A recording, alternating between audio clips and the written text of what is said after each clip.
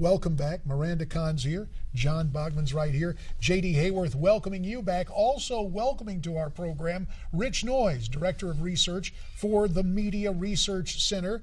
Rich, we thank you for Skyping in today. And let's just begin with the obvious question.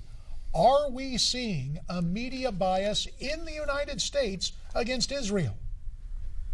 Well, I think so. I think the longer this conflict goes on, the more it's going to be defined by these pictures of civilian destruction, Palestinian suffering, and it's making Israel look like a big bad bully.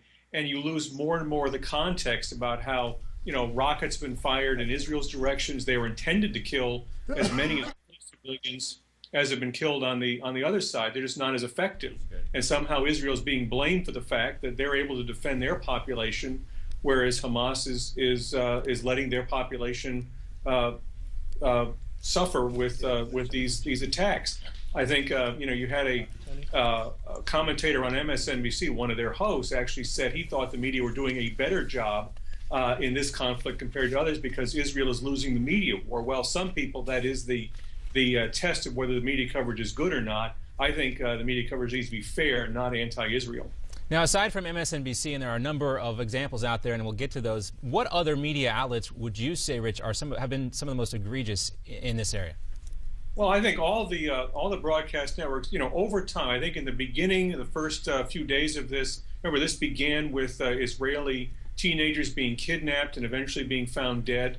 That there was more even-handed coverage in those first few days. But I think as the death toll's risen on the Palestinian side, all three broadcast networks last Thursday, for example, covered the attack on a school with terrible consequences, but never pointed out in their evening newscast that night that the Hamas have been using schools like that to store their rockets. Well, if you don't include that context, this is, I think, the grievance that the Israeli ambassador had. You're making it seem as if it's sort of reckless on Israel's part, as if it's careless on their part, as if they're trying to deliberately target civilians. And I think that is missing the point. I think our media need to do some work at peeling back the strategy on the Hamas side, which is they don't have superior weapons, they don't have a superior military force. What is their strategy? Their strategy is to use these images, to use world public opinion to defeat Israel where they can't defeat it militarily. Media coverage that accentuates exactly what Hamas wants is helping this kind of a cynical strategy and rewarding it.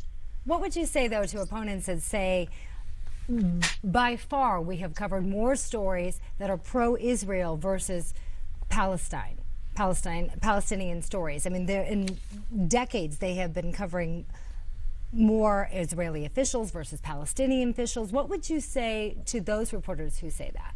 Are you saying this is a new thing, or? I think it's a relatively new thing. I think, if you go back in the 1970s, 1980s, even the 1990s, I think there was a much more pro-Israel bent in the media. But somehow, over the last couple of decades, it's shifted. And I think now the Palestinians are seen much more as victims of Israel. The media, I think, are much more sympathetic to the Palestinian cause than they were decades ago when there was a lot, much more in-your-face terrorism. I mean, part of this is Israel's success. Israel used to suffer terrible terrorist attacks, in their discotheques, on their buses. Then they basically figured out a way to use defensive measures to keep those to an absolute minimum. Well, this has actually helped their population, helped them live more securely.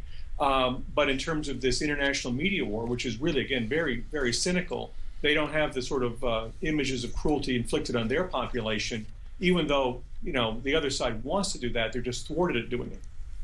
Well, Rich, John mentioned MSNBC a few minutes ago, and a very interesting bit of tape we want to play for you. Young Blue Eyes, MSNBC host Ronan Farrow had network contributor Rula Jabril on his program to discuss this situation. Ms. Jabril spent over a minute claiming American media is, quote, disgustingly biased against Palestinians. Let's take a listen to part of what she had to say. We're ridiculous. We are disgustingly biased when it comes to this issue.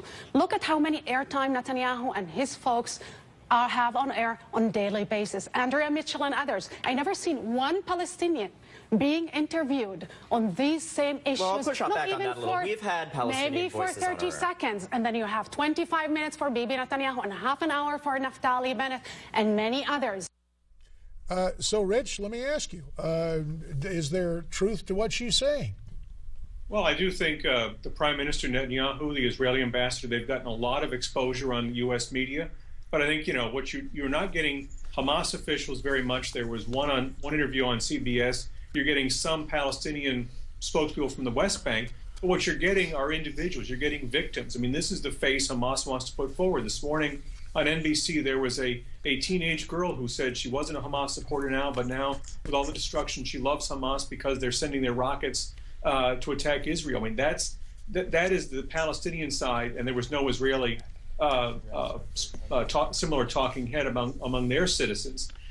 So I think it's simply a reflection of the way the two sides are doing it. And, you know, I think the general tone of this coverage is they're defining this by the lopsided death toll. I think, you know, this is something we've had to face too when we fought these same kinds of battles overseas, that somehow, you know, because American casualties are so low, it's somehow not a fair fight. Well, we're not supposed to have a high casualty among our side. We're supposed to be inflicting on the other side. I think Israel's suffering the same media effect that the U.S. did when we were fighting in Afghanistan and Iraq. Well, Rich Noyes, we do appreciate your time. We'll have to leave it there. Rich Noyes, the Director of Research for the Media Research Center, thank you for sharing some of that research and your opinions with us.